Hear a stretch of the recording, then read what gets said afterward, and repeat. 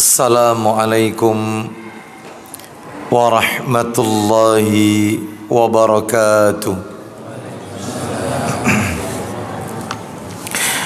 Alhamdulillah alladzi bi ni'matihi tatimmus salihah wa ashhadu an la ilaha illallah wahdahu la syarika lah wa ashhadu anna Muhammadan abduhu wa rasuluh. Ya ayyuhalladzina amanu taqullaha haqqa tuqatih wa la tamutunna illa wa antum muslimun. Amma ba'du, fa inna asdaqal hadisi kitabullah wa khairal hadi hadi Muhammadin sallallahu alaihi wasallam wa syarral umuri muhdatsatuha wa kullu muhdatsatin bid'ah wa kullu bid'atin dhalalah wa kullu dhalalatin finnar. Ikhwan wa akhwati fillah, bapak-bapak, ibu-ibu, kaum muslimin dan muslimah, jamaah majelis taklim Masjid Pondok Mutiara Sidoarjo yang semoga dimuliakan oleh Allah Subhanahu wa ta'ala. Puji dan syukur tidak henti-hentinya selalu kita panjatkan kepada Allah Subhanahu wa ta'ala atas segala karunia nikmat yang telah Allah berikan kepada kita. Di antara kenikmatan-kenikmatan tersebut yang kita rasakan pada sore hari ini adalah nikmat diberikannya kita kemudahan oleh Allah Subhanahu wa ta'ala untuk bisa mengikuti majelis ilmu yang diselenggarakan oleh Masjid Pondok Mutiara dan Majelis Taklim Nurul Ilmi. Semoga langkah kaki kita dari rumah menuju rumah Allah ini semuanya tercatat di sisi Allah sebagai pemberat timbangan amal kebajikan kita kelak di yaumil qiyamah. Lebih dari itu, Bapak Ibu sekalian, tentunya kita semua berdoa kepada Allah, semoga ilmu yang kita dapatkan pada sore hari ini menjadi ilmu yang manfaat, ilmu yang barakah. Sebagaimana Nabi sallallahu alaihi wasallam mengajarkan kepada kita sebuah doa, Allahumma inni as'aluka ilman nafi'an. Ya Allah, sesungguhnya aku memohon kepadamu atau kami memohon kepadamu ilmu yang bermanfaat. Dalam riwayat yang lain, Allahumma inni a'udzubika min ilmin la yanfa. Ya Allah, sesungguhnya aku berlindung kepadamu dari ilmu yang tidak bermanfaat. Mudah-mudahan ilmu yang kita pelajari pada sore hari ini bermanfaat bagi kita dan tentunya menjadi bekal kita dalam menggapai surganya Allah Azza wa Jalla kelak di yaumil akhir. Bapak Ibu kaum muslimin dan muslimah rahimani wa rahimakumullah, sore hari ini kita akan lanjutkan pembahasan kita. Seperti biasa, kajian kita di Jumat pekan keempat materinya adalah tentang ensiklopedi larangan menurut Al-Quran dan As-Sunnah. Dan kitab yang menjadi rujukan kita adalah kitab yang ditulis oleh Syekh Salim bin Aid Al-Hilali hafizahullah ta'ala, yaitu kitab yang berjudul Mawsu'atul Manahij Syar'iyyah fi Sahihis Sunnah An-Nabawiyah. yang sudah diterjemahkan ensiklopedia larangan menurut Al-Quran dan As-Sunnah. Menurut catatan saya, terakhir kajian kita kalau tidak salah di bulan Februari, karena di bulan Maret yaitu tidak ada kajian karena mendekati Maret dan April, mendekati berbuka puasa. Itu terakhir materi yang kami sampaikan adalah larangan seputar akidah yang nomor 7. Jadi kita masih berada pada larangan di bab akidah atau bab tauhid dan iman, terakhir nomor 7. Larangan berfikir tentang zat Allah. Nah itu terakhir. Sehingga sore hari ini kita akan memasuki larangan nomor 8. Masih di bab akidah, tauhid dan iman. Apa itu yang nomor 8? Larangan atau haramnya praktek perdukunan, atau larangan mendatangi dan membenarkan perkataan dukun. Nah itu, larangan mendatangi dukun dan membenarkan perkataannya. Jadi kurang lebih seputar itu Bapak Ibu sekalian. Seperti biasa Bapak Ibu sekalian, materi kita kalau berbicara tentang ensiklopedia larangan kan selalu kita bagi menjadi 2. Yang pertama dalil-dalilnya dulu. Mana dalilnya yang menunjukkan larangan mendatangi dan membenarkan perkataan dukun. Itu selalu begitu, dalil dulu.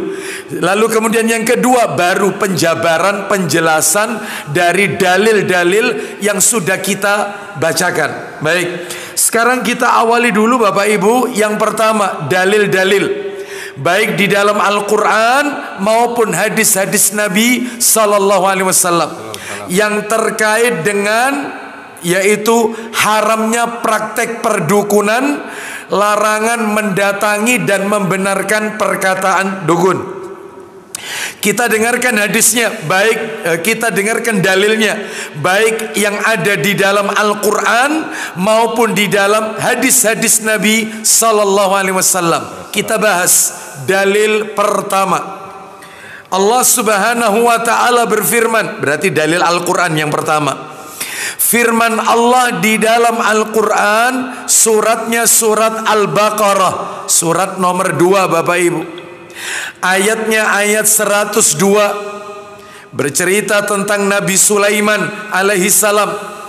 Surat Al-Baqarah ayatnya 102. Mari kita dengarkan murotalnya, lalu setelah itu kita dengarkan terjemahannya. Allah berfirman, Al-Baqarah 102. واتبعوا ما تتلو الشياطين على ملك سليمان وما كفر سليمان ولكن الشياطين كفروا يعلمون الناس السحر وما أنزل على الملكين ببابل هاروت وماروت وما يعلمان من أحد حتى يقولا فلا تكفر فيتعلمون منهما ما يفرقون به بين المرء وزوجه وما هم بضارين به من أحد إلا بإذن الله ويتعلمون ما يضرهم ولا ينفعهم ولقد علموا لمن اشتراه ما له في الآخرة من خلاق ولبئس ما شروا به أنفسهم لو كانوا يعلمون. Ya, silakan.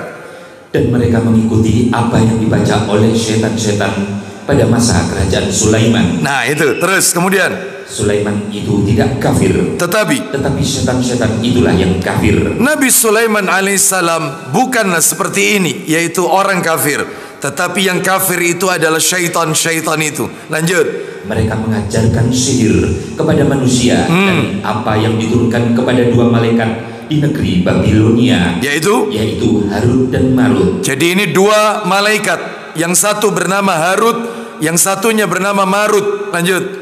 Padahal keduanya tidak mengajarkan sesuatu kepada seseorang sebelum mengatakan, sesungguhnya kami hanyalah cobaan bagimu. Sebab itu janganlah kafir. Terus maka mereka mempelajari dari keduanya malaikat itu apa yang dapat memisahkan antara seorang suami dengan istrinya. Nah, ini magic, sihir.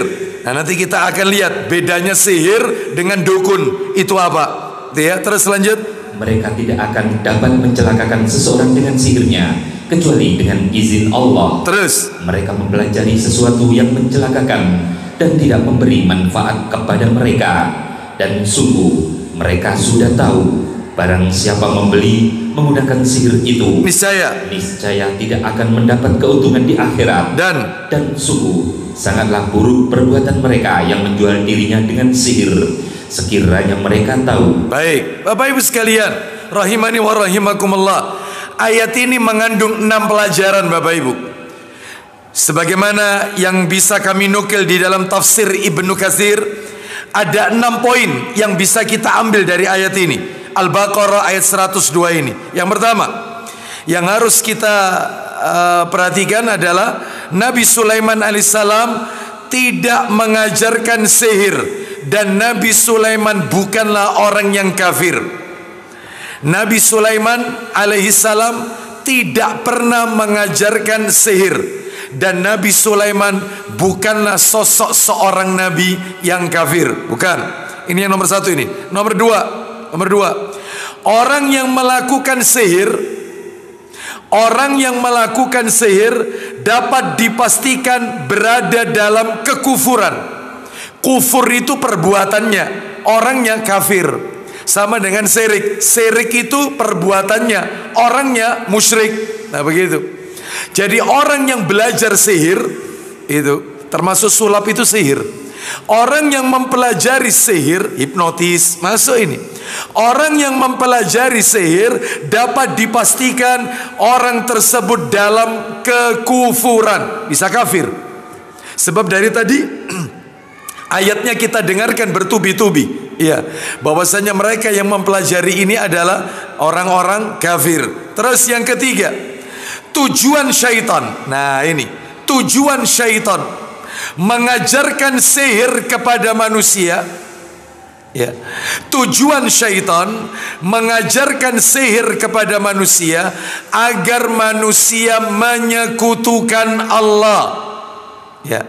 Diajarkan gimana caranya seorang suami itu menjadi tidak suka dengan istrinya, rumah tangganya orang itu berantakan. Gimana caranya istri orang tersebut mencintai orang lain, dan seterusnya, mencintai saya, dan seterusnya, sehingga dihembuskanlah buhul-buhul atau sihirnya. Nah, begitu. Gimana caranya orang itu jadi sakit-sakitan, jadi yaitu kembangnya tempat tidur, ya.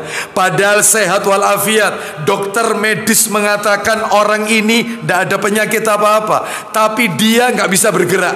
No, sihir semuanya ini. Gimana caranya dagangan orang itu sepi? Nah, itu macam-macam bentuknya. Nanti kita bahas macam-macamnya sihir itu. Hanya, ya. Baik, Bapak Ibu sekalian, ya. Ini menunjukkan kepada kita tujuan syaitan mengajarkan sihir kepada manusia agar mereka menyekutukan Allah. Itu nomor 3. Yang nomor 4, lah ini agak panjang. Yang penting panjenengan nanti simpulkan sendiri aja. Pelajaran yang keempat dari ayat tadi, Al-Baqarah ayat 102. Apa itu? Malaikat yang bernama Harut dan Marut. Jadi ada 2 malaikat, sudah diketahui namanya, satunya Harut, satunya Marut, ya. Diturunkan oleh Allah di muka bumi, ya. Allah turunkan 2 malaikat ini di muka bumi untuk apa? Untuk menjelaskan kepada manusia tentang sihir, supaya orang itu tahu bagaimana sihir itu, menjelaskan kepada manusia. Namun ternyata, lah ini kejadiannya, namun ternyata ada sebagian orang yang memahami bahwa sihir itu harus dipelajari. Maksudnya malaikat ini diturunkan menjelaskan kepada manusia, sihir itu tidak boleh, ya. Sihir itu perbuatan haram. orangnya akan masuk dalam kekufuran. Ternyata ya, ada sebagian orang memahami sihir itu harus dipelajari. Nah itu. Jadi mereka pada waktu itu, kan kita lihat tadi terjemahannya Bapak Ibu. Kalau tidak salah di tengah-tengah itu, lihat itu. Allah Ta'ala berfirman, terjemahannya, mereka mengajarkan sihir kepada manusia dan apa yang diturunkan kepada dua malaikat di negeri Babilonia, yaitu Harut dan Marut. Padahal, nah ini keduanya, maksudnya dua malaikat itu, padahal keduanya tidak mengajarkan sesuatu kepada seseorang sebelum mengatakan, sesungguhnya kami ini hanyalah cobaan bagimu, sebab itu janganlah kamu jadi kafir. Sebab belajar sihir itu jadi kafir nanti. Ya, lah malaikat ini maksudnya menjelaskan cara-cara seperti ini tidak boleh. Rupanya ketika menjelaskan itu ada sebagian orang yang mengintip dua malaikat itu cara proses kerjanya sihir. Oh, supaya suami istri itu bisa pisah, ngono tata cara nih, kurang lebih begitu. Maka mereka beranggapan harus dipelajari. Padahal malaikat ini diturunkan cobaan bagi manusia, ujian untuk menjelaskan sihir itu haram. Nah, cara kerjanya seperti ini, dan ini tidak boleh dilakukan. Ada orang yang melihat, ternyata dianggap itu yang diajarkan. Lanjut, saya teruskan, masih nomor 4 ini. Adapun Bapak Ibu, kisah yang beredar di masyarakat, malaikat Harut dan Marut ini adalah malaikat yang diberi oleh Allah hawa nafsu, lalu diturunkan di muka bumi dan berbuat makar. Ini ternyata kisah yang palsu Bapak Ibu. Jadi nggak ada. Dua malaikat ini adalah murni Allah turunkan dari langit ke bumi untuk menjelaskan kepada manusia, terutama kepada Nabi Sulaiman alaihissalam, bahwasanya sihir itu adalah haram, bukan mengajarkan sihir. Lalu kemudian sekarang yang nomor 5. Yang nomor 5 ini yang bisa kami sampaikan. Yang nomor 5, ya, Mu'tazilah. Nah, salah satu kelompok sesat Mu'tazilah, ya, mengingkari adanya sihir. Bahkan mereka mengkafirkan orang yang meyakini kebenaran sihir. Itu Mu'tazilah. Adapun kita Ahlus Sunnah wal Jamaah beda. Ahlus Sunnah meyakini bahwa bisa saja ada orang yang bisa terbang, bisa. Ahlus Sunnah meyakini bahwasanya mungkin bisa orang berjalan di atas air, ada orang yang bisa menembus tembok, ya, ada orang yang bisa terbang, ya. Akan tetapi semua itu tidak akan terjadi kecuali atas izin dan takdir Allah. Itu Ahlus Sunnah. Beda sama Mu'tazilah. Mu'tazilah mengingkari, nggak ada itu. Bahkan orang yang meyakini perbuatan itu, maka orang itu adalah kafir. Ahlus Sunnah tidak. Ahlus Sunnah meyakini, iya, bisa. Orang itu bisa berjalan di atas air, orang itu mungkin bisa dia terbang, orang itu bisa berjalan menembus tembok sehingga dia tidak melalui salah satu pintu, tetapi dia berada di tembok yaitu sampingnya dan seterusnya, bisa. Tapi semua itu tidak mungkin terjadi kecuali atas izin dan takdir dari Allah Azza wa Jalla. Nah, berarti sihir itu ada. Sihir itu ada. Dipelajari, tidak boleh. Haram. Nah, jelas. Tapi kita meyakini eksistensinya, keberadaannya. Cuman untuk mempelajarinya haram, tidak boleh. Yang terakhir, yang nomor 6, mempelajari sihir akan mendatangkan kerugian di akhirat kelak. Ayatnya tadi bilang begitu, ayat penutupnya. Saya ulang terjemahnya. Sungguh sangatlah buruk perbuatan mereka yang menjual dirinya dengan sihir, sekiranya mereka tahu. Sebelumnya sungguh mereka sudah tahu barang siapa membeli menggunakan sihir, niscaya tidak akan mendapat keuntungan di akhirat. Loh, jelas. Ya, jadi tidak ada manfaatnya mempelajari sihir, ya, termasuk yaitu sulap, ya, hipnotis, ya. Maka ini semua termasuk kategori sihir, Bapak Ibu sekalian. Anehnya di negeri kita yang namanya sekolah sulap dibuka di mana? Ya, sekolah sulap. Dan anehnya perbuatan yang satu ini menjadi trending topik di layar kaca kita. Ya, ratingnya naik terus. Ya, sampai semuanya dijuluki master of hypnotis, master of apa lagi? Nah, itu ya, ada yang seperti itu. Ya, disebut namanya lagi. Ya, baik. Jadi ini merupakan haram, nggak boleh. Sekarang kita masuk dalil nomor 2, Bapak Ibu. Dalil yang kedua sama ada dalam Al-Quran. Silakan dibuka Quran surat Asy-Syu'ara, surat nomor 26. Asy-Syu'ara, surat nomor 26. Ayatnya 221. Asy-Syu'ara ayatnya 221 sampai 223. Nah, 3 ayat berarti. 221 sampai 223. Kita dengarkan Allah Ta'ala berfirman, surat nomor 26 Asy-Syu'ara. Allah berfirman, هل أنبئكم على من تنزل الشياطين تنزل على كل أفاك أثيم يلقون السمع وأكثرهم كاذبون. Ya, sebentar. Sebelum terjemahannya dibaca, maka terjemahan nanti yang akan dibaca oleh Abu Hurairah akan kami potong per lafaz, karena kami menukil dari apa yang dikatakan oleh Imam Qatadah rahimahullah dalam Ma'alimut Tanzil di juz yang ke-6. Jadi nanti terjemahannya itu maknanya apa langsung nyambung dengan penjelasan Imam Qatadah rahimahullah. Ayo dibaca, silakan Abu Hurairah, pelan-pelan.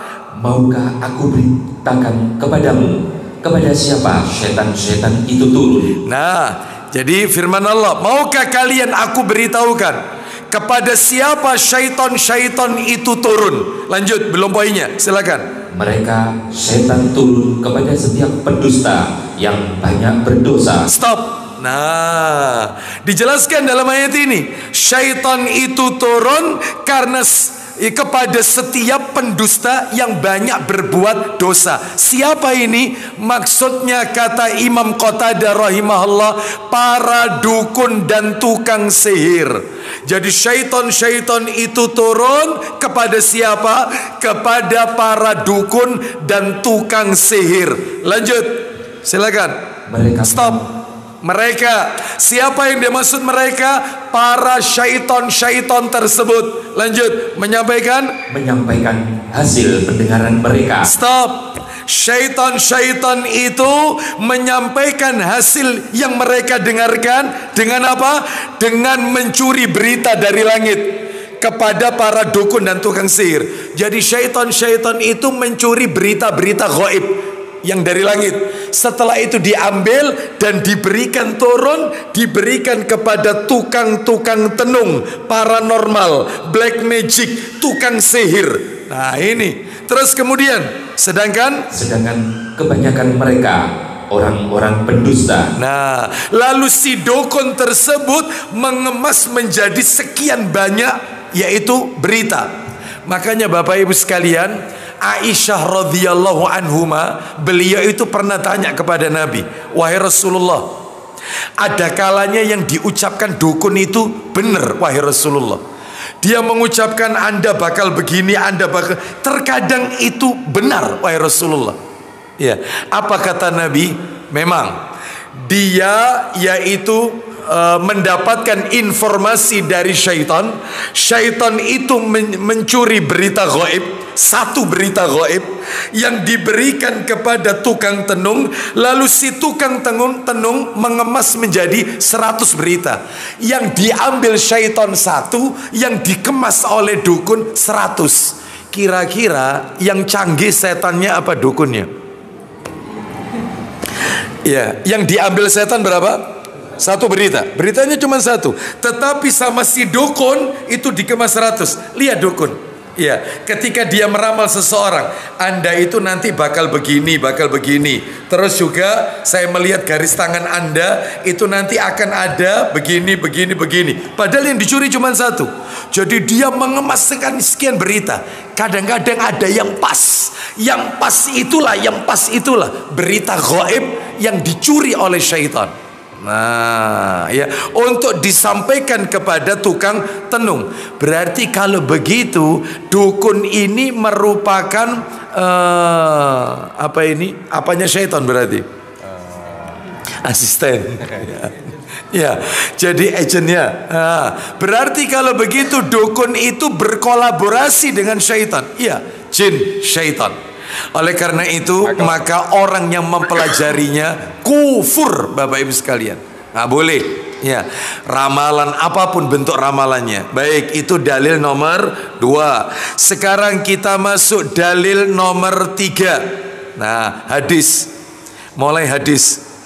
Coba dibuka dalil nomor 3, yaitu riwayat Muslim. Tidak ada Sahih Muslimnya, langsung dilihat nomor asli saja yang sudah di-download. Sahih Muslim nomor aslinya 2230, 2230. Sahih Muslim 2230. Kita dengarkan dari istri Nabi Sofiyah radhiyallahu anha, ya, dan dari sebagian para istri Nabi sallallahu alaihi wasallam, bahwasanya Nabi sallallahu alaihi wasallam bersabda, man ata arrafan fasa'alahu an syai'in lam tuqbal lahu salatun arba'ina lailatan. Silakan.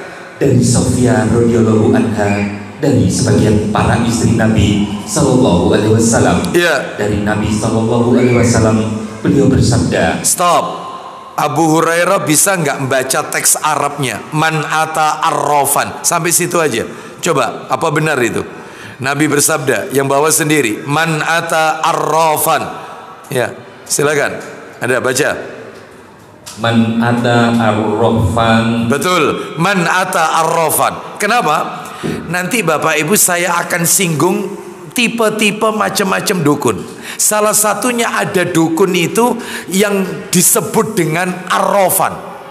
Nah itu, sebab teksnya bunyinya arrafan. Ya, saya ulang.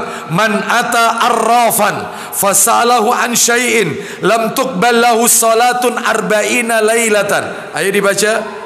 Dari Sofiyah radhiyallahu anha, dari sebagian para istri Nabi sallallahu alaihi wasallam, dari Nabi sallallahu alaihi wasallam, beliau bersabda. Apa isinya? Barang siapa mendatangi tukang tenung. No, diterjemahkan tukang tenung. Arrafan diartikan tukang tenung, dukun. Lanjut. Lalu dia bertanya kepadanya tentang suatu hal, maka sholatnya tidak akan diterima selama 40 malam. Hanya sekedar tanya, meskipun tidak yakin, 40 hari sholatnya tidak diterima oleh Allah. Jadi siapa yang mendatangi arraf, arraf itu dukun, tapi nanti punya spesifikasi. Nanti saya jelaskan. Siapa yang mendatangi tukang tenung ini, lalu dia tanya, meskipun dia tidak yakin, sekedar tanya, maka saat itu juga 40 hari sholatnya tidak diterima oleh Allah. 40 hari loh ini, bukan 40 waktu. Satu hari 5 waktu kali 40 berarti 200 waktu yang wajib. Belum qobliyah, belum ba'diyahnya, belum tahajud, belum witir, belum duhanya. Itu 40 hari entek, hilang semuanya. Semuanya habis. Ustadz, kalau orangnya tobat Ustadz, apakah dikembalikan? Enggak, hilang sudah hilang. Selesai. Hilang ya hilang. Gak bisa terus dikembalikan. Enggak. Sekali dihapus, dihapus. Hati-hati. Jangan. Nah, apa Ustadz? Arraf itu apa? Ternyata Bapak Ibu, saya baca di buku Al-Qaulul Mufid ala Kitab Tauhid, di juz yang kedua, ya. Ini disebutkan bahwasanya tipe dukun itu macamnya itu ada 7. Ada 7. Dan 7-7-nya ada semua di negeri plus 62. Ada semua. Lengkap. Ya, istimewa ini ya, lengkap ini. 7-7-nya ada semua di negeri plus 62. Nggak tahu negeri mana ini plus 62 ya. Setahu saya tempat saya 031 ya. Bapak Ibu sekalian, siapa itu macam dukun? Satu, ada tipe dukun itu yang namanya al-kahin. Kahin itu bahasa Arab, artinya dukun juga, sama diterjemahkan man ata kahinan, barang siapa yang mendatangi dukun. Lo dukun tapi punya spesifikasi. Orang itu disebut kahin kalau dia berkolaborasi, bekerja sama dengan jin untuk mengobati pasien dan seterusnya. Jadi jin itu apa itu istilahnya ya? Di masyarakat kita itu ada istilah duwe perewangan. Nah, duwe kadam, pembantu perewangan. Nah, jadi dia kalau mau ngobati orang, jinnya itu masuk ke tubuhnya dulu. Nanti suaranya berubah. Nah, itu namanya kahin. Itu pakai perewangan, ya, seperti itu. Yang nomor 2, ada tipe dukun itu namanya arraf. Arraf, ya. Al-Arraf, bukan Al-A'raf. Kalau Al-A'raf itu nama surah dalam Al-Quran. Ini enggak, Al-Araf, A-nya dipanjangin, Araf. Ya, apa itu araf? Araf itu dukun juga. Tadi Abu Hurairah baca kan, man ata arrafan, siapa yang mendatangi dukun. Lo diartikan dukun, tapi spesifikannya beda. Araf itu adalah tipe dukun yang dia bisa tahu letak barang yang hilang. Siapa yang ngambil barang itu ada di mana, itu tahu. Itu namanya araf itu. Jadi kalau ada orang kehilangan sepeda lalu pergi ke wong pinter, ya ini wong pinter ini, di mana sepeda? Saya pengen tahu sepeda saya di mana letaknya. Iya.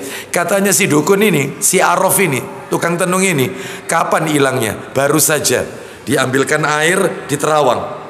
Sepedamu ndak jauh-jauh, masih wilayah Jawa Timur. Ya jelas lah, ndak mungkin ke Arab Saudi, wong baru hilang. Jelas lah, ngapain pergi ke tempat ini? Dibohongin, ya, dibohongin, nggak usah. Ya, sepedamu itu, lihat dukun, lihat bahasanya, suka membuat orang itu centang perenang bermusuhan. Apa katanya? Sakjane mas, sing jupuk sepeda sampean niki duduk wong ado mas, wong ide mas. Sing ngongkon orang itu yang nyuruh mas, yang ngambil orang lain. Jadi tonggomu dewe mas, mulai kan? Itu dukun itu. Ya, pasti orang penasaran. Loh kayak apa mbak? Siapa mbak? Ciri-cirinya ya nopo mbak? Ciri-ciri orangnya. Orang ini mas, ya wonge gak dukur gak ndek, rambutnya cepak, mikir dia. Kok koyoke budi koyoke. Makanya wingi tak sopo. Lo lihat, suudon kan? Dukun. Dukun itu gitu. Gimana caranya orang itu nggak bisa bersaudara, memutuskan kekeluargaan, itu dukun. Nggak usah, sepeda hilang, tawakal, insya Allah diganti oleh Allah dengan yang lebih baik. Seperti itu. Ngapain? Dunia itu taruh di tangan, jangan ditaruh di hati. Kapanpun dunia itu pergi, hilang dari diri kita, maka kita tidak akan pernah sakit. Tapi kalau dunia, motor, mobil, deposito, rumah, uang, kita taruh di hati, begitu kena musibah, sakitnya tuh di sini. Ya, masuk ICU. Ya, ya Allah, ya. Seperti itu. Saya pernah jenguk orang, dia habis kehilangan mobil baru datang, ya, baru 3 bulan dipakai, diparkir di sebuah mall, hilang. Itu saking kagetnya dia masuk ICU. Saya minta izin sama susternya, sus, minta izin sus, saya bisa masuk ini jamaah saya sus, tolong apa itu, saya kepingin anu. Oh iya pak, sebentar aja pak ya. Iya baik, bentar. Udah dia anu, matanya masih melihat. Ya, alat rekam jantungnya bun, dit pak. Saya bilang pak, mobil itu jangan ditaruh di hati. Yang ini iki nek mobil ditaruh di hati, yang ini iki. Ya, mobil itu ditaruh di tangan, kapanpun dia itu lepas, hilang, maka anda ndak sakit. Mestinya akhirat itu ditaruh di hati pak. Ndak sholat, iku kepikiran. Ndak bisa poso Senin Kamis, hari ini ndak bisa sholat duha, padahal waktunya 24 jam. Itu mestinya sedih, kepikiran. Hari ini nyekel Quran enggak, megang Quran enggak, itu mestinya kepikiran. Jangan begini, nangis. Iki dunia.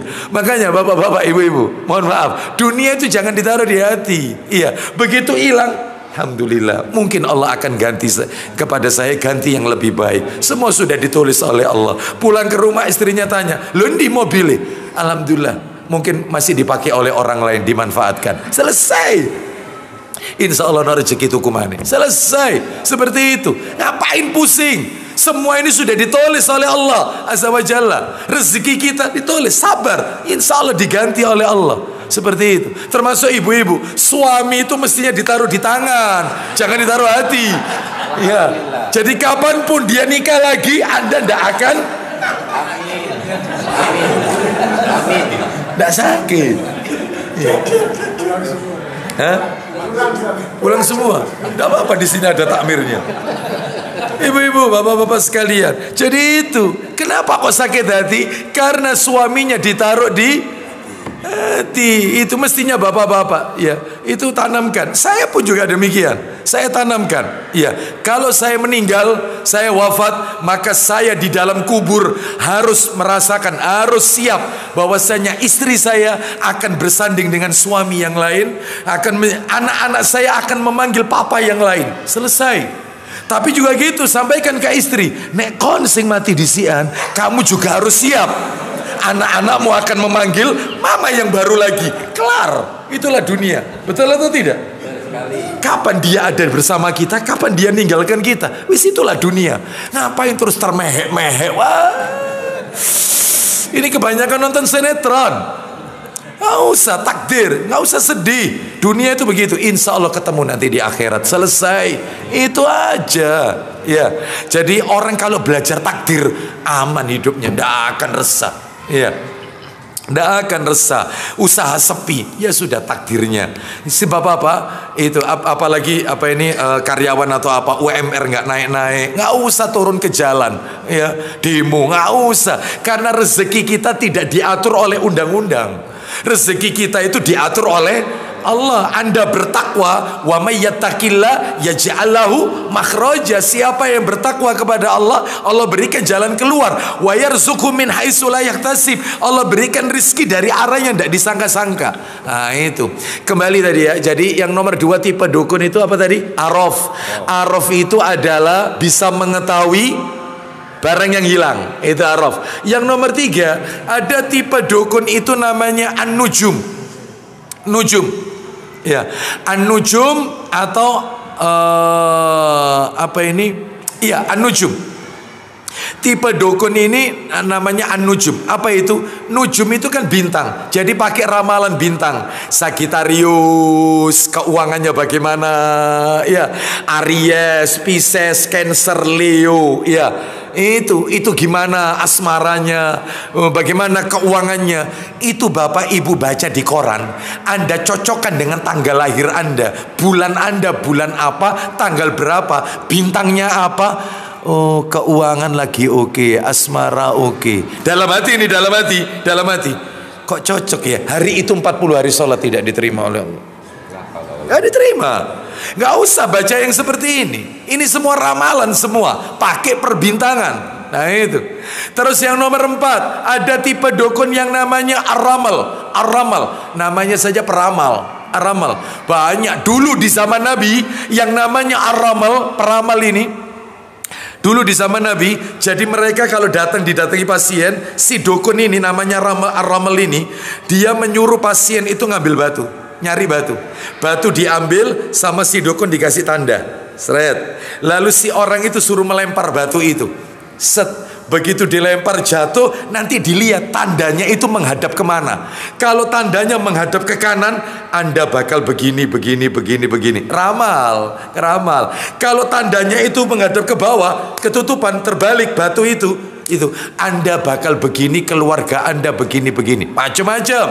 Sekarang tidak berlaku yang kayak gitu. Sekarang yang namanya ar-ramal nggak pakai batu. Kartu tarot, lentre.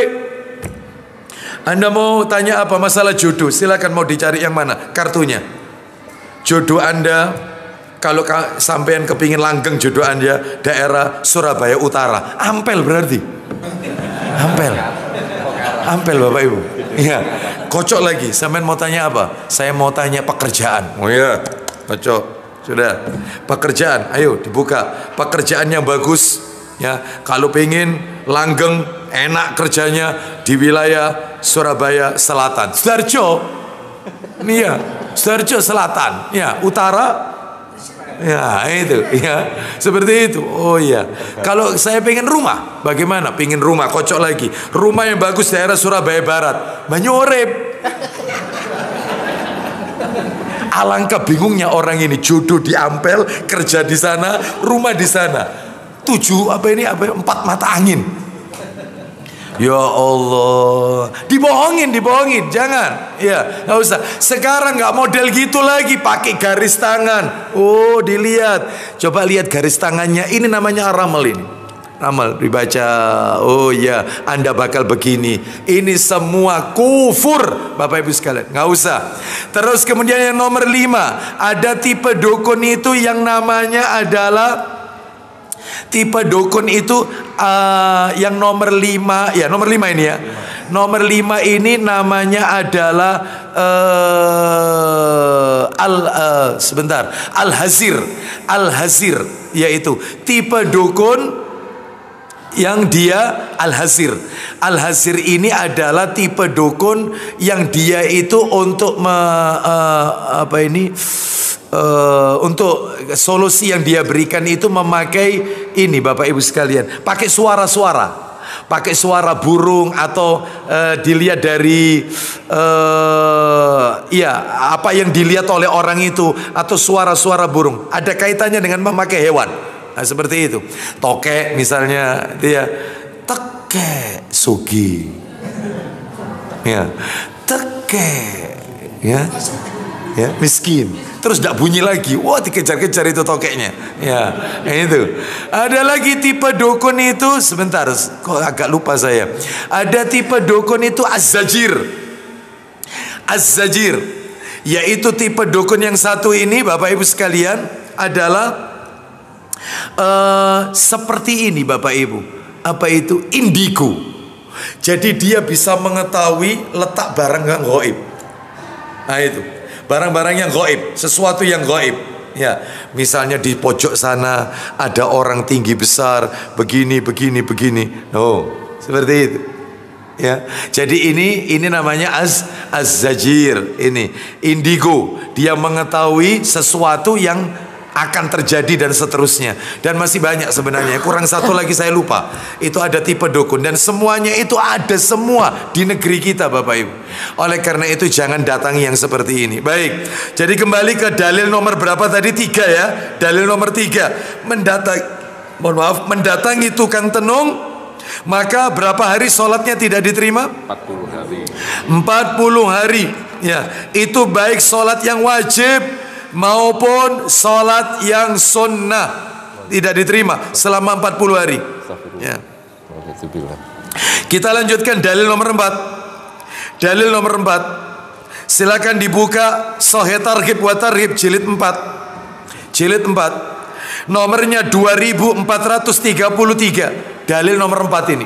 Dalil nomor 4. Sahih Targhib wa Tarhib nomor 2433. Ayo, dari Abu Hurairah radhiyallahu an, dia berkata, Rasulullah sallallahu alaihi wasallam bersabda, "Man ata haidhan aw imra'atan fi duburiha aw kahinan," lo kahin, "fasaddaqahu faqad kafara bima unzila ala Muhammadin sallallahu alaihi wasallam." Ayo, silakan. 2433. 2433. Barang siapa yang menyetubuhi wanita. Ya, betul. Ya. Ya, nanti di situ ada 2433. Silakan. Dan darinya bahwasanya Rasulullah Shallallahu Alaihi Wasallam telah bersabda. Silakan. Barang siapa yang menyetubuhi wanita haid. Baik, siapa yang menggauli, menyetubuhi, menjimak wanita yang sedang haid. Satu ini ya. Terus nomor 2. Atau perempuan pada duburnya. Atau mendatangi mereka istri, yaitu tidak pada tempat yang disyariatkan. Ya. Ya, ini Bapak Ibu tahulah tadi sudah disebut. Jadi ini nggak boleh, ini nomor 2. Nomor 3. atau datang kepada dukun, mendatangi dukun, itu nomor 3. Maka lalu mempercayainya, maka sungguh dia telah kafir kepada apa yang telah diturunkan kepada Muhammad Sallallahu Alaihi Wasallam. Ada 3 Bapak Ibu yang bisa menyebabkan orang itu kafir. Hati-hati ini. Yang pertama adalah yaitu menjima istri saat istri itu haid. Ya, Ustaz, itu kafirnya keluar dari Islam Ustaz. Begini katanya ulama. Materi ini tadi saya singgung di PP Legi ya, di Taman Motor, karena memang materinya 40 karakteristik orang-orang yang dicintai oleh Allah. Nah, di situ kami singgung bahwasanya berdasarkan surat Al-Baqarah ayat 222 tentang masalah haid. Jadi kalau laki-laki itu dia tidak punya ilmu,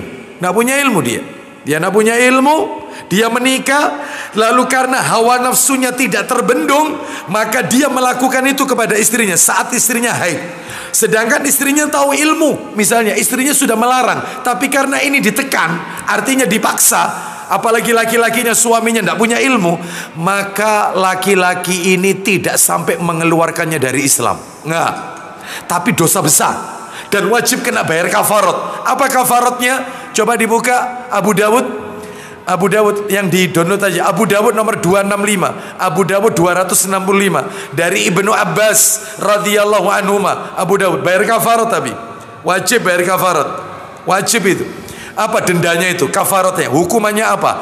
Laki-laki menjima istrinya saat istrinya masih haid. Nah itu, silakan ayo 265, silakan. Dari Ibnu Abbas radhiyallahu anhu, dia berkata, ya silakan. Apabila sang suami menyetubuhinya pada waktu keluar darah, jadi istrinya masih keluar darah, haid, lalu dijima, maka dia harus membayar 1 dinar. 1 dinar harus dikeluarkan. 1 dinar itu berapa? 1 dinar itu setara dengan 12 keping mata uang dirham, setara lagi 4,25 gram emas. Jadi emas 1 gram berapa? 1 juta misalnya. Ya kalikan 4,25, berarti 4.250.000. Dikemanakan itu? Diinfakkan di jalan Allah, disodakokan. Dan ketika sodako tidak perlu disampaikan, ini gara-gara saya, nggak usah. Ya, nggak usah. Itu kalau masih keluar darah. Terus lanjut, silakan. Namun apabila dia menyetubuhinya pada waktu terputusnya darah, jadi istrinya sudah suci, sudah nggak keluar haid, tapi belum mandi besar ceritanya. Tetapi karena suami tidak punya ilmu dan hawa nafsunya meledak-ledak, maka dia lakukan itu kepada istrinya, maka dia wajib bayar kafarat. Kafaratnya berapa? Lanjut. Maka dia harus membayar 1/2 dinar. Separuhnya 1/2 dinar, karena sudah suci tapi belum mandi besar. Nah itu nggak boleh. Ini hati-hati ya dalam masalah ini. Termasuk mendatangi istri, menggauli istri dari arah belakang. Tanda kutip, garis bawahi. Bapak Ibu fahamlah apa yang saya maksud. Dari arah belakang ini bukan tempat yang disyariatkan oleh Allah. Maka ini nomor 2 ini. Karena suaminya dalam hal ini dia tidak punya ilmu. Makanya orang menikah harus punya ilmu. Ya, dia memaksa istrinya. Mungkin karena suaminya suka melihat yaitu hal-hal, yaitu tayangan-tayangan yang seperti itu, lalu dia ingin mencoba kepada istrinya. Haram, ini nggak boleh. Itu kalau tidak punya ilmu, itu tidak sampai kafir keluar Islam. Tapi kalau suaminya berilmu, dia tahu ilmu dan dia tahu ini haram, nekat dia mengatakan, bahkan menganggap gak apa-apa, wong iki bojo-bojoku dewi, ini istriku sendiri, dia menganggap ini halal, maka hari itu keluar dari Islam. Keluar dari Islam. Hati-hati ya. Tapi kalau dia tidak tahu ilmu, ya dalam hal ini nggak sampai mengeluarkan pelakunya dari Islam. Wallahu a'lam bishawab. Terus yang nomor 3 tadi, mendatangi dukun. Maka 3 orang ini Bapak Ibu, itu dia telah kafir dengan apa yang telah diturunkan kepada Nabi Muhammad SAW. Nah hati-hati ya, ini ancamannya keras. Ya seperti itu. Ya seperti itu. Dan kata para ulama, kafir di sini maksudnya adalah kafir kecil yang tidak mengeluarkan pelakunya dari Islam. Kalau mereka tidak meyakini, bahkan tidak punya ilmu. Tapi kalau mereka meyakini apa yang dia lakukan itu boleh, halal, maka ya jadinya kufur akbar. Kafirnya kafir akbar, keluar dari Islam. Ya. Baik, kita lanjutkan sekarang dalil nomor berapa? 5. Betul ya? Dalil terakhir. Dalil penutup nomor 5. Saya tutup 5 dalil aja. Tolong dibuka Sahih Targhib wa Tarhib nomor jilid 5 nomor 3041 3041.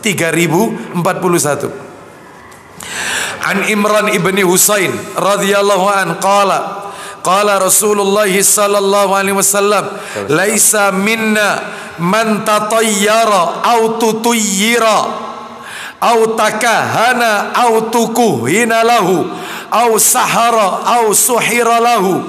Silakan. Dari Imran bin Husain radhiyallahu an, dia berkata, ya, Rasulullah sallallahu alaihi wasallam bersabda, bukan dari golongan kami, bukan dari golongan kami orang yang meramal ramalan pesimistis atau diramalkan. Nah, bukan golongan kami orang yang melakukan tatoyur atau yaitu tiaroh. Jadi ada dua Bapak Ibu ya, ada tatoyur, ada tiaroh. Iya. Ada tatoyur, ada tiaroh. Kalau tatoyur itu beda Bapak Ibu sama tiaroh. Iya. Kalau tatoyur itu perasaan awal yang muncul. Kalau tiaroh itu adalah sudah action. Contoh, dia kejatuhan cicak. Langsung muncul dalam hatinya, ada apa ya, kok ndak enak ya, ini pertanda buruk. Itu tatoyur itu. Sudah. Setelah itu kemudian dia berusaha, dia misalnya mau keluar rumah, ternyata kejatuhan cicak. Dalam hatinya, ono apa ya, jangan-jangan ada musibah yang akan menimpa. Itu tatoyur. Ternyata dia melanjutkan tatoyurnya. Wis aku gak metu, wis aku khawatir. Itu namanya tiaroh. Berarti tiaroh itu sudah mulai action dia. Nah itu, seperti itu. Nabrak kucing, langsung dalam hatinya, waduh, nabrak kucing pertanda buruk ini. Itu tatoyur sudah itu. Karena perasaan was, sudah pesimistis dia. Ternyata kemudian supaya saya ndak danu, sepeda ini nanti ndak hilang atau akan terjadi sesuatu pada sepeda ini. Sebab katanya orang sepeda apa ini, kalau kita habis nabrak kucing, maka nanti akan terjadi musibah dalam kendaraan tersebut. Maka dimandikanlah dengan air kembang. Nah, itu sudah tiara, sirik itu sudah. Jadi sudah action. Nah itu perasaan awal muncul tatoyur. Makanya dalam Al-Quran surat Yasin, ya, bagaimana itu? Qalu inna tatayyarna bikum la illam tantahu lanarjumannakum. Itu ya. Qalu ta'irukum ma'akum a'in dzukirtum. Tatayur. Nah itu di surat Yasin ada itu. Ya, termasuk mata yang kiri cedutan terus. Ya. Ono apa ya dirasani uang ini, itu tatoyur itu tatoyur ya.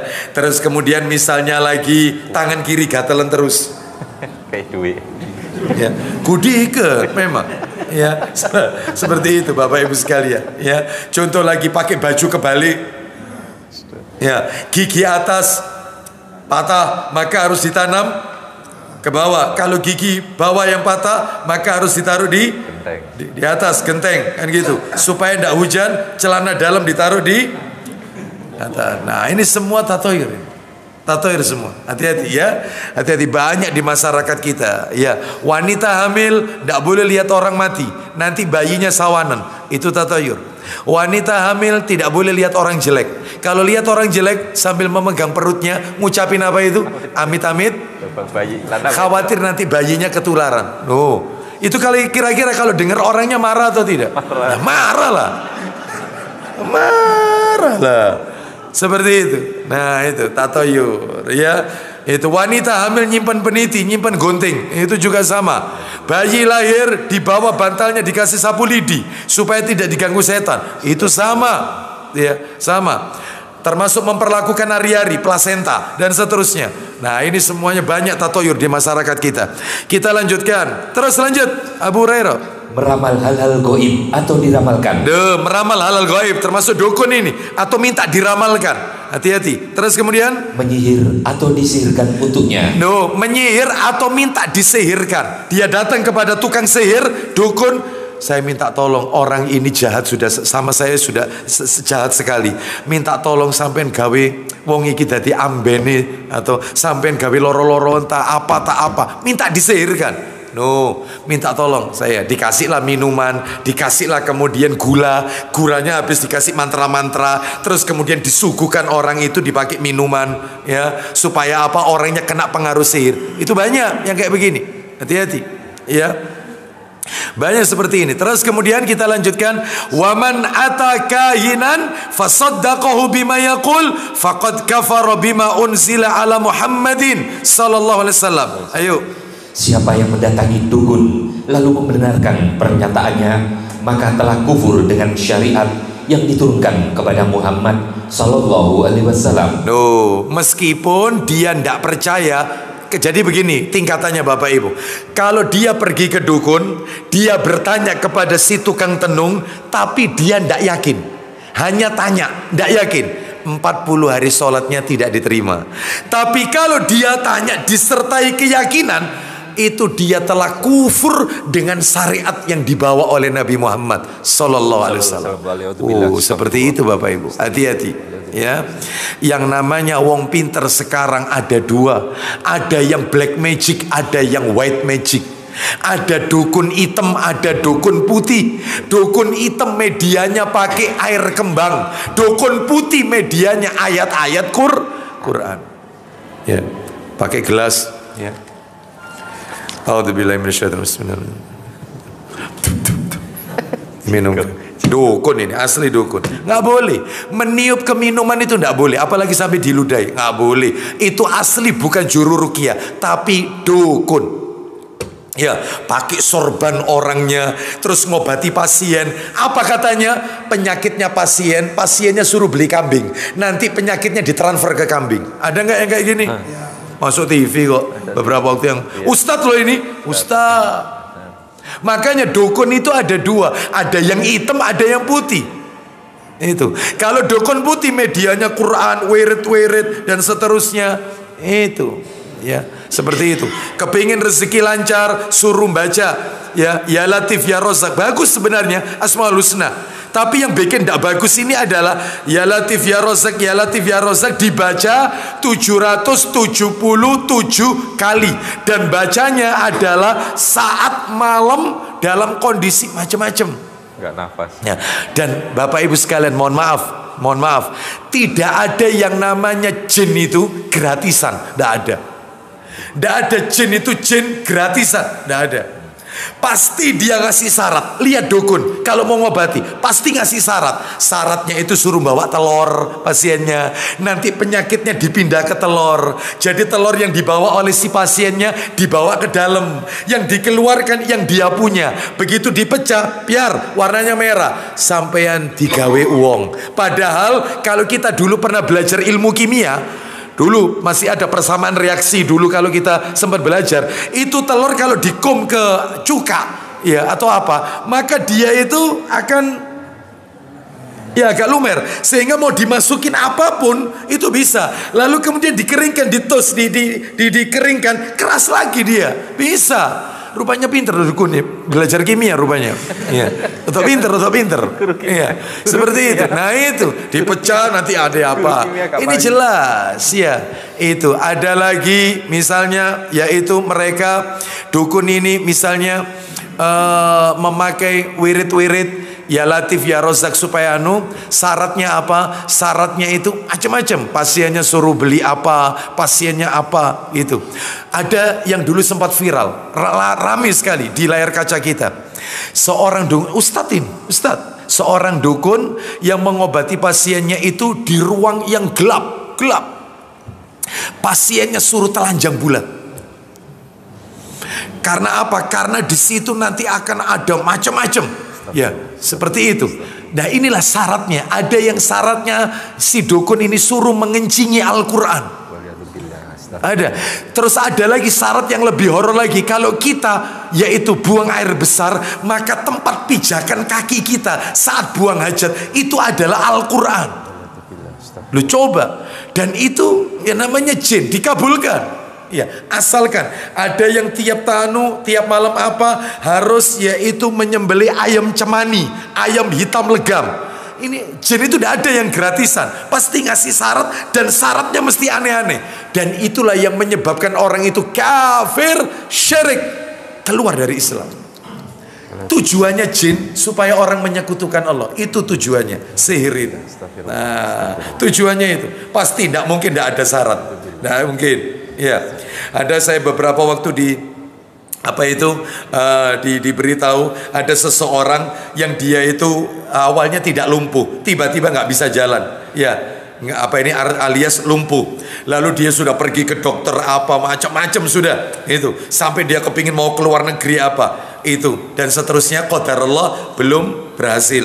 Lalu dia datang ke wong pinter. Ya, apa katanya wong pinter?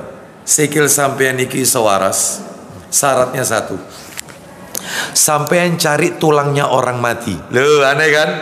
Sampean cari tulangnya orang mati, terus sampean tumbuk sampai lembut, usapkan di kaki sampean. Tak jamin sampean iso waras, iso melaku mana. Lah orang ini maju mundur karena dia sudah taklim, maju mundur. Ya apa Ustaz? Jangan. Ini semua jin. Ya, ini semua adalah syarat dari syaitan. Itu ya, jangan, nggak boleh. Bahkan dia datang itu aja sudah nggak boleh. 40 hari sholat tidak diterima oleh Allah. Hati-hati, saya ingatkan dia. Baik, jadi hati-hati ya. Sekarang penjelasannya Bapak Ibu sekalian. Penjelasannya apa itu yang bisa kami jelaskan? Di antaranya Bapak Ibu, yang pertama adalah bahwasanya ya, orang yang pergi ke dukun atau tukang sihir dapat mengantarkan seseorang ke dalam perbuatan syirik dan kufur. Syirik dan kufur. Ya. Kenapa kok bisa syirik dan kufur?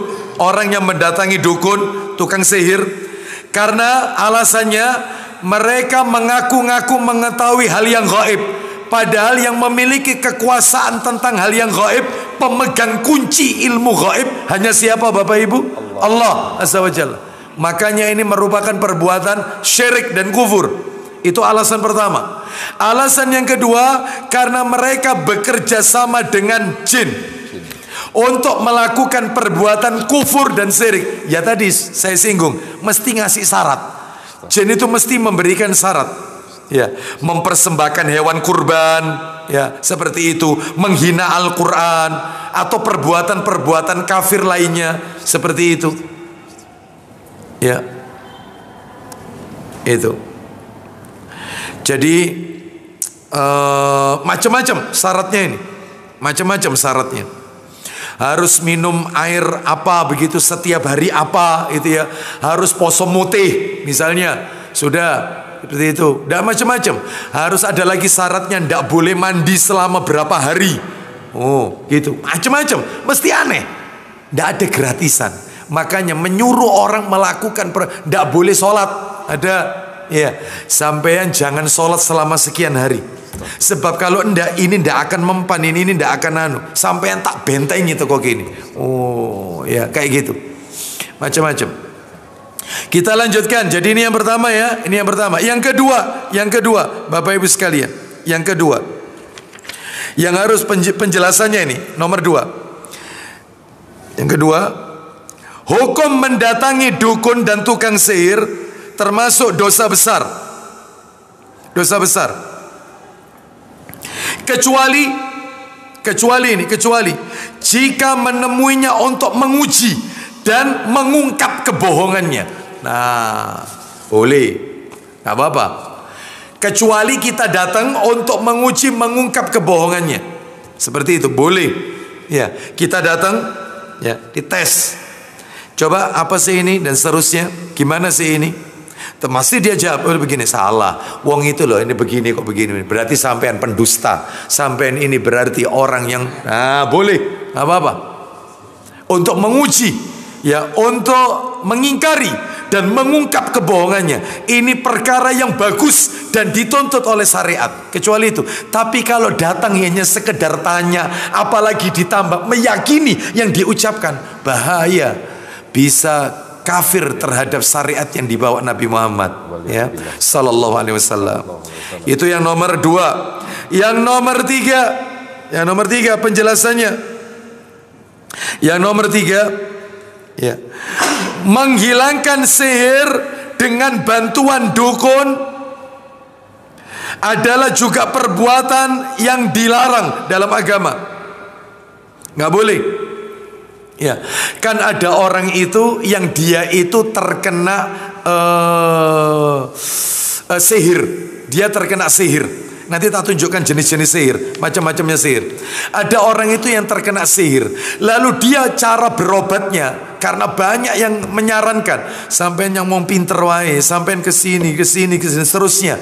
Iki lono dukun anu, iki ada yang dari anu, ya, ada yang dari Dayak, oh, ya, ada yang dari macam-macam, top ceri, ada yang dari Banyuwangi, macam-macam. Mengobati sihir dengan sihir haram hukumnya, nggak boleh. Tapi yang benar adalah mengobati sihir dengan ruqyah, yaitu dibacakan ayat-ayat Al-Quran dan doa-doa Nabi yang sahih. Sebab ada juru ruqyah itu yang tidak syar'i, nggak syar'i. Ada juru ruqyah yang tidak syar'i, dan ini tidak boleh didatangi ini. Jelas, ya. Meskipun dia baca Quran surat Al-Baqarah, ya, terus doa-doa, ya, ayat-ayat tertentu, tapi tidak syar'i. Contoh tidak syar'i, seorang ustadz meruqyah wanita. Si ustadz memakai sarung tangan, menyentuh tubuhnya wanita, haram. Nabi tidak pernah ngajari meruqyah seperti ini. Kepalanya wanita itu disentuh, meskipun ada suaminya, nggak boleh ini. Meruqyah mereka wanita yang bukan mahram harus dibalik hijab. Itu bukan berhadapan meskipun ada suaminya, apalagi menyentuh badannya meskipun pakai sarung tangan, tetap Nabi nggak pernah ngajarkan ini. Bahkan Nabi tidak pernah meruqyah orang ngajak dialog jinnya, nggak pernah. Siapa kamu, dari mana, kok bisa masuk ke tubuhnya orang ini, ya, apa tujuanmu, diajak ngobrol, nggak ada. Nabi tidak pernah meruqyah model seperti ini. Banyak nggak juru ruqyah yang kayak begini? Masuk TV. Banyak sekali. Ya, kalau kamu tidak keluar, ya, itu apa tujuanmu? Dari mana? Kamu itu dikirim oleh siapa? Dan seterusnya. Nggak perlu, karena jin itu pendusta. Syaitan ini dusta. Maka tidak perlu. Cukup kita bacakan misalnya, keluarlah engkau, hai musuh Allah. Keluar engkau, hai musuh Allah. Boleh. Tapi ngajak dialog sehingga terjadi dialog, maka ini bukan juru ruqyah yang syar'i. Contoh lagi, ruqyah massal. Semua orang dikumpulkan saat stadion, atau saat lapangan, diruqyah sama ustadznya. A'udzubillahi, oh nggak benar ini, nggak benar. Ya, terus ruqyahnya ruqyah pakai bahasa Indonesia. Nah, ada ustadz itu muncul di layar kaca kita. Ya, jadi pasiennya itu sampai itu kan muter-muter, ya, kesurupan dan seterusnya. Ya, keluarlah kamu, ya, dan seterusnya. Jadi dia itu bisa ngobati penyakit itu dilihat dari misalnya, ibu apa keluhannya?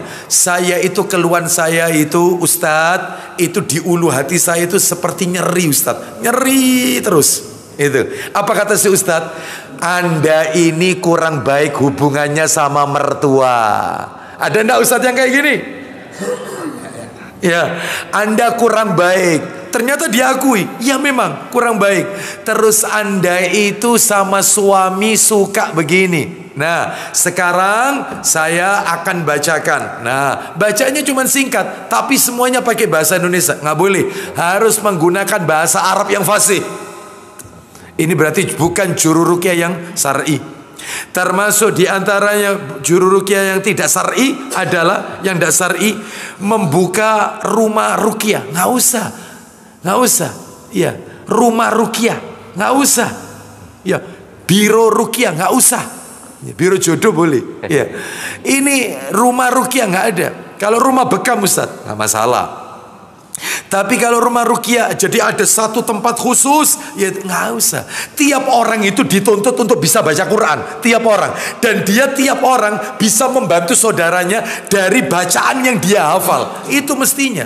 Jadi tidak perlu dibuatkan tempat khusus, yaitu rumah ruqyah, nggak perlu.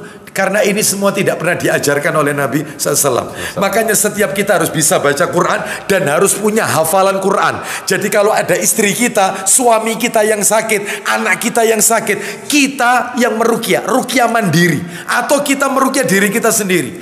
Alhamdulillah, sambil kita yaitu tiupkan ke tangan kita, kita usapkan ke badan kita yang sakit.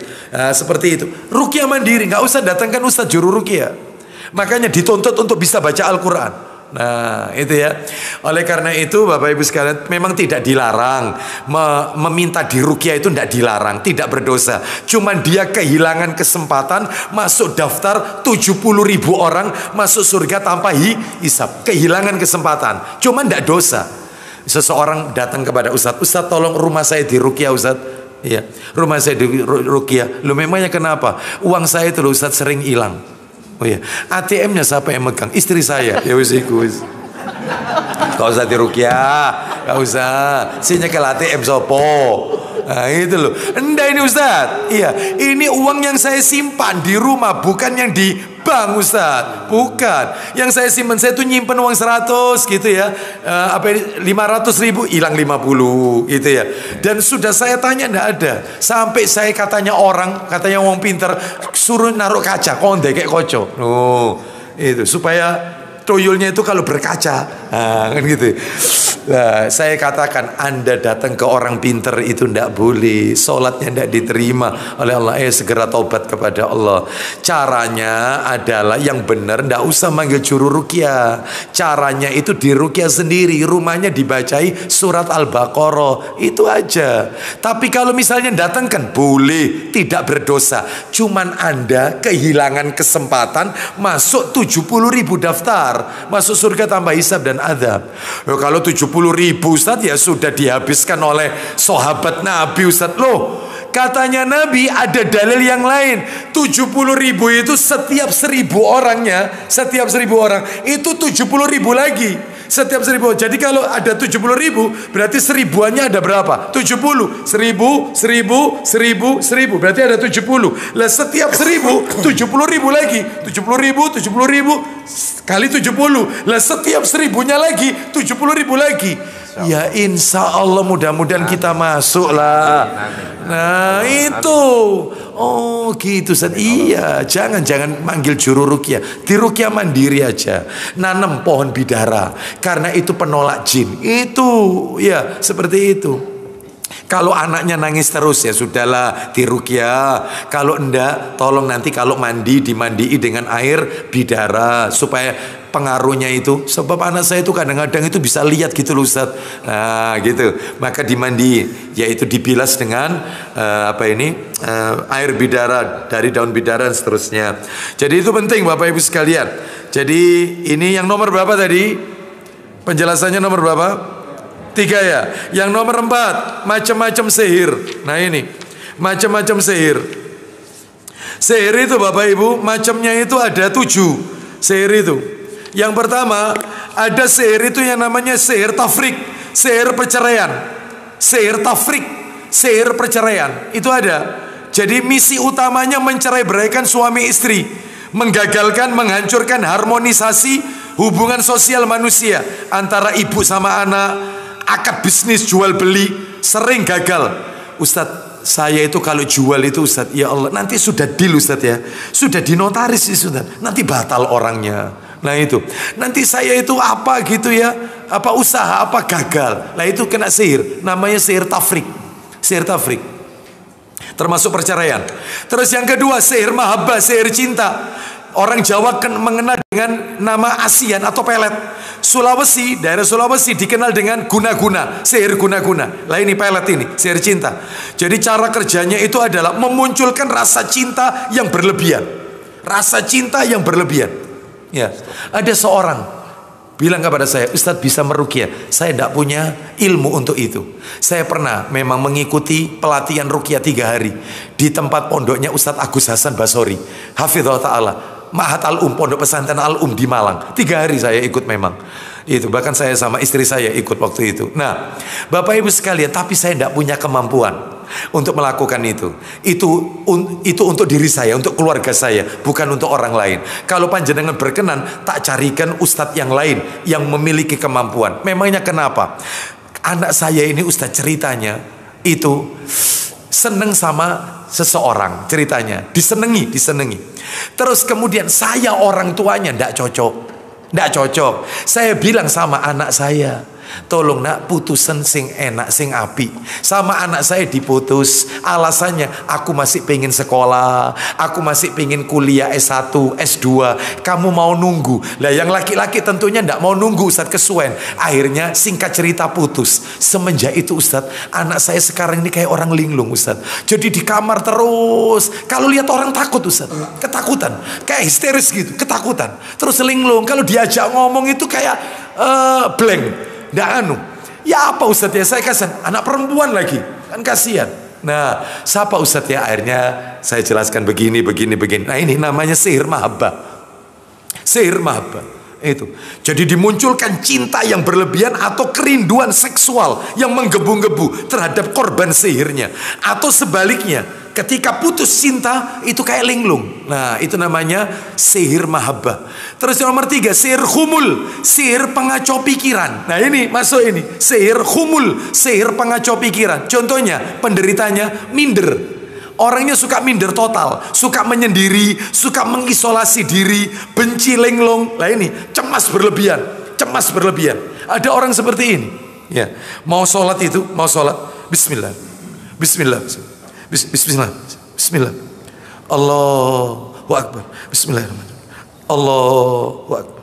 Bismillahirrahmanirrahim. Was-was, cemas, kena ini.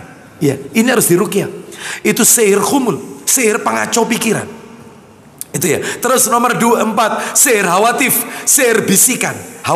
Sihir bisikan. Contohnya adalah sering mimpi-mimpi yang menyeramkan. Itu. Sering mendengar suara-suara yang tidak kelihatan wujudnya, seakan-akan sedang bicara sama dia. Nah ini bisikan-bisikan. Gitu. Terus sering tindian. Tahu ya tindiannya, menggigau. Mimpi buruk. Nah ini termasuk kena ini. Yang nomor 5, sihir ta'til az-zawaj, sihir penghalang jodoh. Terus nanti sudah dilamar, undangan sudah dicetak, batal, lamaran ini dibalik, dikembalikan. Sering gitu. Ya, saya itu sering dimintai tolong seperti ini. Ya Pak Ustadz, anak saya ini Ustadz sudah 3 kali ini. Lah saya kan ya malu Ustadz. Yang pertama itu sudah lamaran, batal. Yang kedua Ustadz, sudah ini sewa gedung, sudah tertata, sudah batal, sudah. Ini sampai yang ketiga juga begitu. Ada apa? Ya ini sihir ta'til az-zawaj. Jadi dihembuskan bulu itu. Ya apa caranya? Dia itu tidak menikah. Nah, hati-hati. Sihir penghalang jodoh. Jadi sampai tua jomblo terus. Itu. Padahal dia itu tidak kepingin. Dia berupaya, ya ikut taklim, ya ikut ikut biro jodoh yang sesuai sunnah itu. Tapi begitu mau, ya batal lagi. Itu. Nah ini harus diruqyah itu. Yang nomor 6, sihir marid, sihir sakit-sakitan. Dokter mengatakan tidak apa-apa, sehat, tidak apa-apa. Itu. Jadi tapi suka sakit-sakitan, badannya itu sakit-sakitan, bahkan dia tidak bisa bergerak dan seterusnya. Padahal secara medis nggak ada apa-apa. Ya, lah ini sihir marid, dibuat orang itu sakit-sakitan. Terus kemudian yang ke-7, sihir adamul injab, sihir mandul, lama nikah tidak punya anak, lama nikah. Ini juga harus diruqyah. Ya, sihir adamul injab, sihir mandul. Gitu ya, adamul injab. Jadi ini semua adalah sihir. Berarti Ustadz, sihir ini lebih bahaya daripada dukun. Ya, lebih bahaya sihir ini. Bedanya apa Ustadz, sihir sama dukun? Lah ini materi nomor berapa ini penjelasannya sekarang? Penjelasan nomor? Tadi 4, sekarang berarti 5. Yang nomor 5 berarti sekarang ini penjelasannya adalah perbedaan, yaitu sihir dan dukun. Bedanya Bapak Ibu, kalau sihir itu menggunakan bantuan jin dan syaitan. Sihir itu pakai bantuan jin dan syaitan. Sedangkan ya seperti membuat orang jadi sakit, ya. Terus kemudian membunuh orang, bisa kirim, ya, membunuh, ya, membuat orang itu lumpuh. Ya, seperti itu. Banyak ini. Itu namanya sihir. Sedangkan kalau dukun itu berkaitan erat dengan ramalan masa depan. Kamu bakal begini, jodohmu nanti kamu akan, itu dukun. Tetapi kalau bisa orang itu jadi sakit, orang itu jadi bercerai, orang itu kemudian jadi linglung, lah itu sihir, bukan dukun. Sihir. Berarti sihir lebih berbahaya daripada, kalau dukun sifatnya cuma meramal ramalan masa depan. Itu dukun.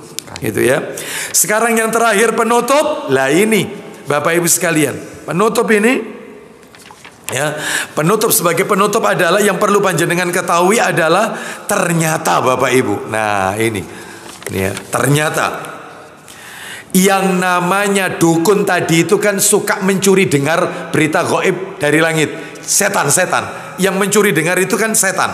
Nah, ternyata setelah Rasulullah Sallallahu Alaihi Wasallam diutus, setelah Nabi diutus, ternyata syaitan itu tidak bisa mencuri dengar berita-berita gaib dari langit. Sebelum Rasul diutus, sebelum Nabi diutus, mereka syaitan suka mencuri berita gaib. Begitu Rasul diutus, tidak bisa. Ustadz ngomong begini ada dalilnya? Ada. Ini kabar gembira buat kita untuk menyampaikan kalimat yang hak kepada para dukun. Berarti kalau gitu Ustadz, dukun model zaman sekarang ini, itu yang mereka katanya menerima apa berita gaib, berarti itu dusta, murni omongannya dia. Iya, tidak ada satupun dari syaitan. Tidak ada dari jin itu, murni rekayasa dia.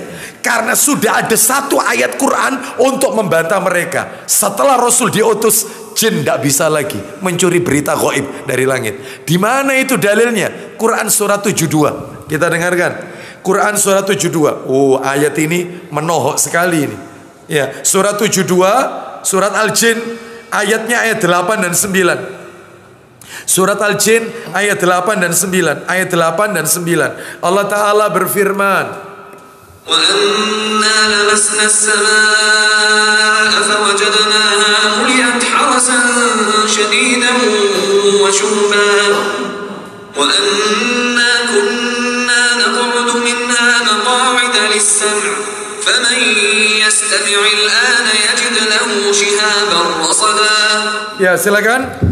Dan sesungguhnya kami jin telah mencoba mengetahui rahasia langit. Kami jin telah mencoba mengetahui rahasia langit. Terus, maka kami mendapatinya penuh dengan penjagaan yang kuat dan panah-panah api. ternyata di langit itu penjagaannya kuat, penuh dengan panah api. Lanjut. Dan sesungguhnya kami jin dahulu dapat menduduki beberapa tempat di langit itu untuk mencuri dengar berita-beritanya. Ulang lagi kalimat itu, ulang lagi. Sesungguhnya kami jin dahulu. Terus, dan sesungguhnya kami jin dahulu sebelum Rasul diutus. Lanjut.